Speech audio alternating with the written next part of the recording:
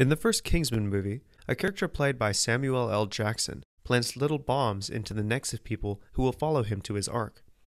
If they disobey him, he can simply blow up their heads.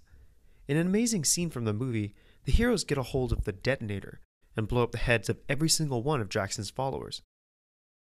In a new Nature Communications study, Maselko and coworkers explode misbehaving yeast instead of people's heads. These researchers have created a strain of yeast that can only form diploids within the same strain. If instead it mates and forms a diploid with a yeast outside its strain, the resulting diploids explode. Literally. These authors aren't being strainist. They're creating a proof-of-principle organism that could potentially solve the problem of gene transfer from genetically modified organisms, or GMOs, to wild organisms.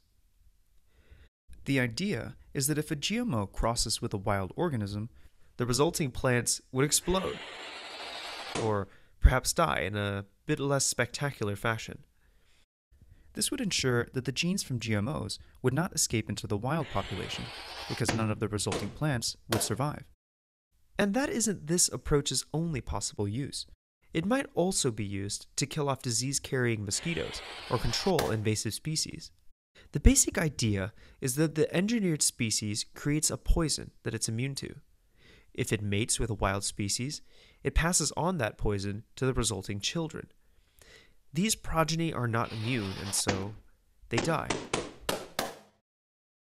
The poison in this case is a CRISPR-Cas9 inspired transcription activator. This activator turns up transcription of the ACT1 gene, causing yeast to create so much actin that it explodes. The catch is that the binding site for this activator is only found in the wild-type genome, and not the engineered genome. By introducing a single nucleotide change in the ACT1 promoter of the engineered strain, Maselko and coworkers rendered the engineered strain immune from the poison it carries.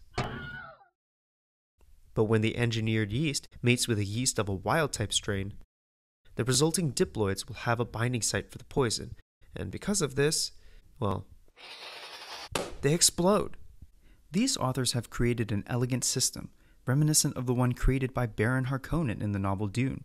In the book, a character named Thufir Hawat is given a slow-acting poison by the Baron.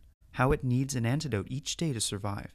Once the antidote is removed, he dies. Here the researchers have given the poison and engineered the antidote into their new strain. When this strain mates with another strain lacking the antidote, most of the progeny die. Like Hawat, the yeast die for the good of mankind. And hopefully, those pesky weeds can be prevented from picking up transgenes too.